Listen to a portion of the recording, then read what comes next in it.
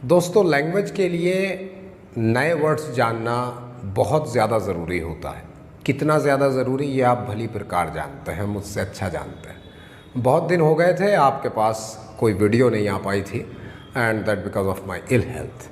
Apart from that आज फिर वापस आया हूँ आपके पास और 5 ऐसे वर्ड्स आपको बताऊँगा जो कि आपकी वोकेबलरी को भी एनरिच करेंगे और साथ में ये कि आपकी जो कॉमन लाइफ है उसमें ये वर्ड्स आपके ज़रूर काम आने जा रहे हैं।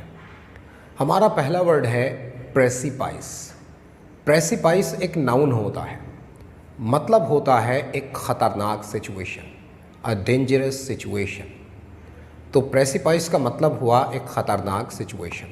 आप कह सकते हैं the country is on the precipice of financial crisis, मतलब देश फिनेंशियल क्राइसिस की ख़तरनाक वाली सिचुएशन पर है।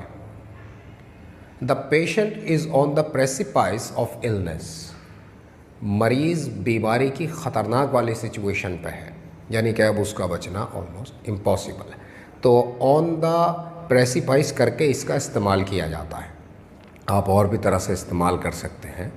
You are on the precipice of adulthood, आप जवानी के ख़तरनाक दौर में हैं।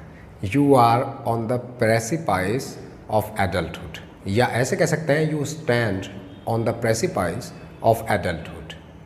ही is suffering from the precipice of illness. Second word is बैकेनल।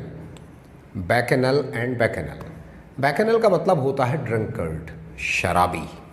ये एडजेक्टिव होता है, तो इस्तेमाल भी एडजेक्टिव की तरह होगा। आप कह सकते हैं ही इज़ ए बैकेनल फेलो, मतलब वो एक शराबी आदमी है। He attended a party in a bacchanal condition, उसने नशे की हालत में in a bacchanal condition party attend की। He attended the party in a bacchanal condition. इस तरह से आप बैकेनल का यूज़ करेंगे। ये एडजेक्टिव होता है और मतलब होता है नशेड़ी, ड्रंकर्ड, शराबी। And the next word is babeldom. Babeldom and babeldom. Babeldom क्या होता है समझिए। कभी कभी बहुत सारी चीज़ों का शोर एक साथ हमारे कानों में आ जाता है। इधर से हॉर्न बज रहे हैं, उधर से कुछ बच्चे चीखो पुकार मचा रहे हैं, इधर किसी ने मोबाइल पे कोई गाना वगैरह तेज़ आवाज़ में सुन रहा है। 4-5 किस्म के कंफ्यूज साउंड हमारे कानों में आते हैं। तो जब बहुत सारा शोर एक साथ, अलग अलग तरह का शोर आपके कानों में एक साथ आता है, तो इस मिक्स वाले शोर को बैबलड्रम कहते हैं। इसका इस्तेमाल किसी भी तरह से आप कर सकते हैं। ये नाउन होता है। आप कह सकते हैं speak one by one and kill the babeldom. एक एक करके बोलिए और इस शोर को ख़त्म कीजिए। ये कैसी आवाज़ें आ रही हैं। Speak one by one and kill the babeldom. यूँ भी कह सकते हैं speak one by one, the babeldom will not let me understand anything. एक एक करके बोलिए, ये कुछ और कुछ तरह का साउंड मुझे कुछ भी नहीं समझने देगा। Speak one by one, the babeldom will not let me understand anything. I will call you later, there is babeldom around me. मैं आपको बाद में फ़ोन करता हूँ, मेरे आसपास कुछ अजीब सा शोर है।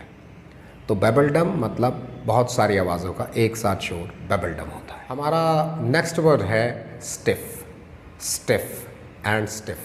स्टिफ भी एडजेक्टिव होता है। मैं आपको ज़्यादातर जो वर्ड्स बताता हूँ वो या तो नाउन होते हैं या एडजेक्टिव होते हैं। उसकी वजह ये होती है कि नाउन और एडजेक्टिव को इस्तेमाल करना बहुत ज़्यादा आसान होता है।